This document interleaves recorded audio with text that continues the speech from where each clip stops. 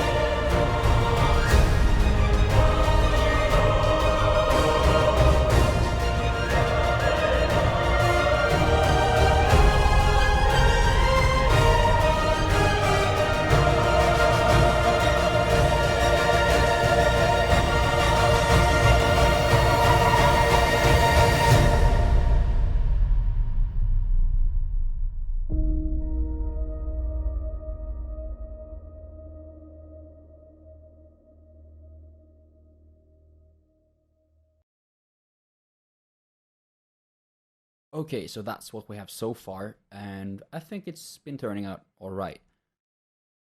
Now, what we want to do is to start editing, cleaning things up, and making sure that everything is as it's supposed to be, both when it comes to the rhythm, and if there's any missed notes, we need to fix that up. I know that a lot of the performances are not 100% tight. For example, I'm pretty sure if I go into this oboe and solo it and put on the metronome, it's not going to be 100% on rhythm. Let's check it out.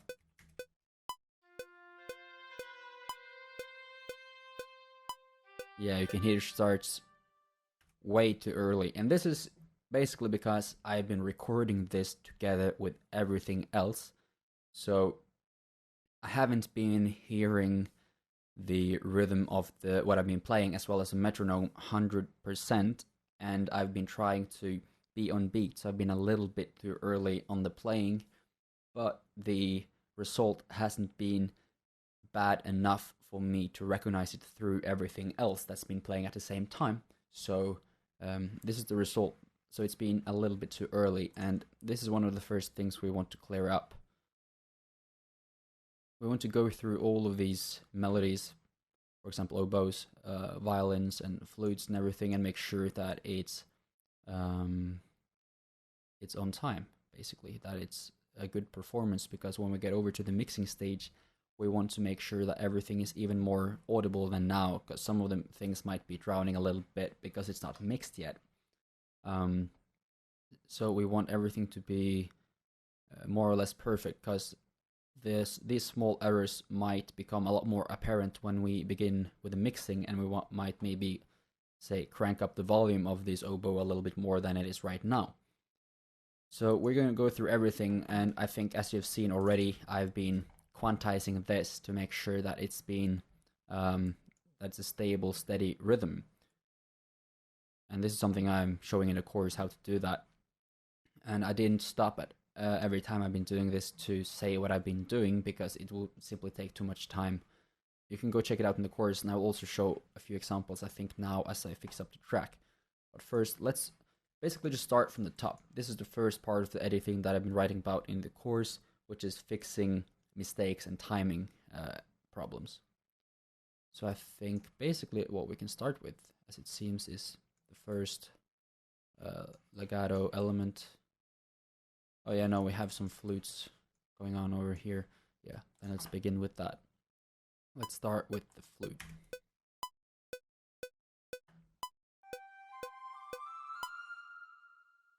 Yeah, you can hear already it's way, way off. And let me see. Yeah, so now what I want to do is to first of all quantize it a little bit, because I think the entire performance is not super spot on. We can listen to how it sounds like right now.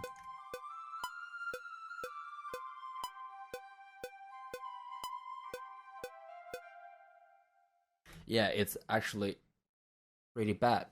You can't really hear it when it's combined with everything else, but when you start soloing it, the problems really become clear.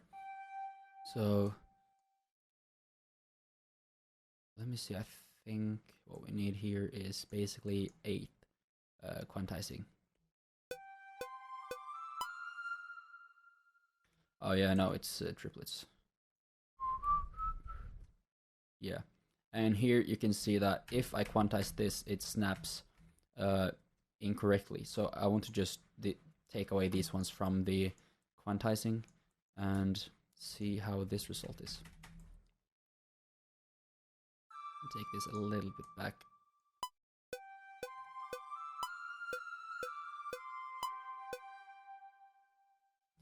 And I want also this to breathe, because as I've been talking about in the course, woodwind players need to breathe. And you can see this entire phrase.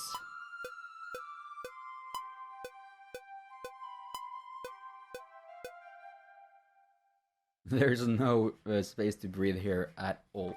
So I want to create that.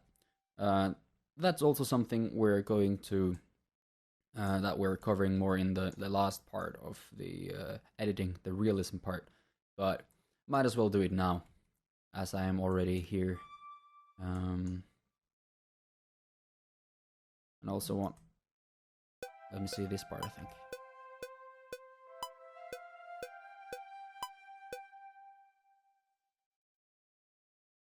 Let me hear this in context to see where.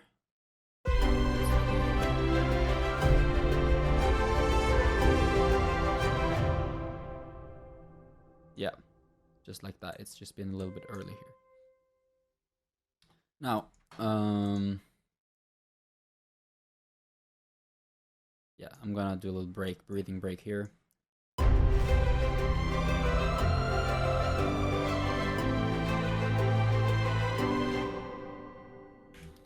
But a lot of times when it comes to legato, it's not smart to have it too spot on these grids because it might be. Oh, that's the wrong track apparently. Oh yeah, oboe, flute. There we go. Yeah, it's a little bit too late because a lot of the legato patches they have a slower attack because you need to transition to the next note. So let's try that and see.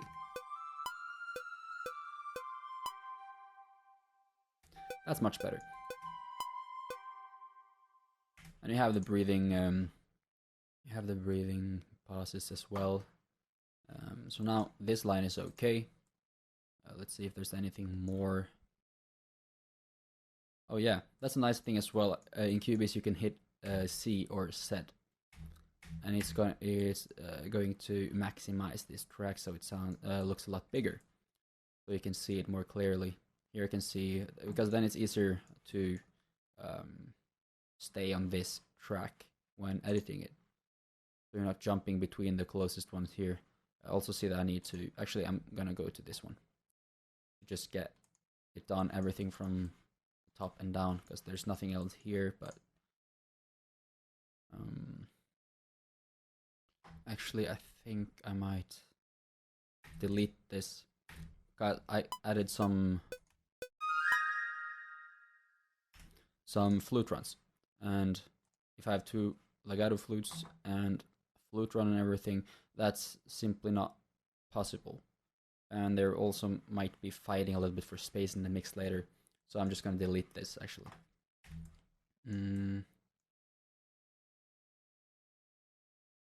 Now I have one flute here and one flute here. One is playing the staccato, one is playing the legato. Not sure exactly how smart that is right now. Let me see how it sounds.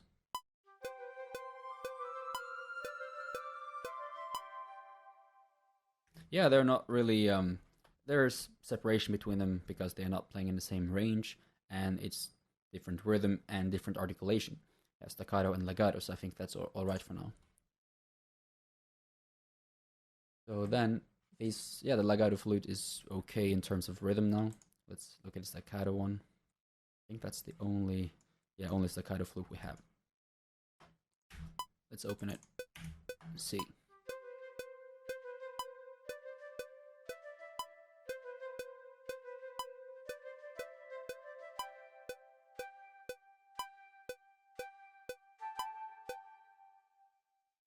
Oh yeah. Think.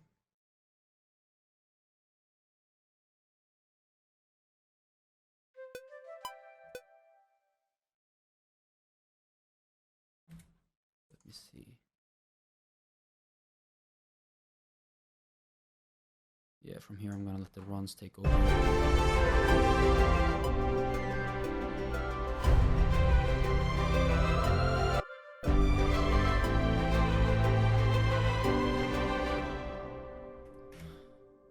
Actually, yeah, the second flute took the runs here as well.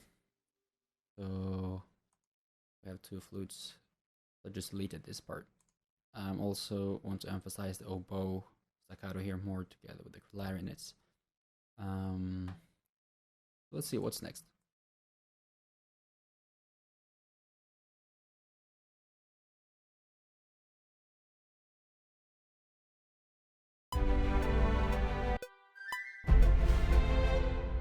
Yeah, the runs are already okay. So we have the oboe.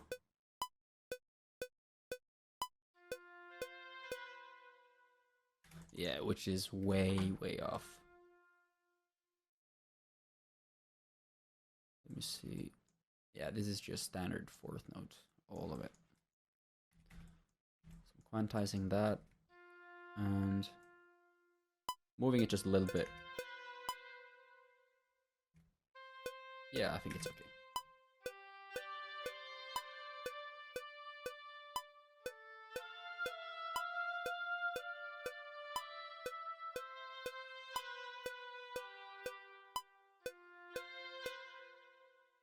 Making some breathing space here.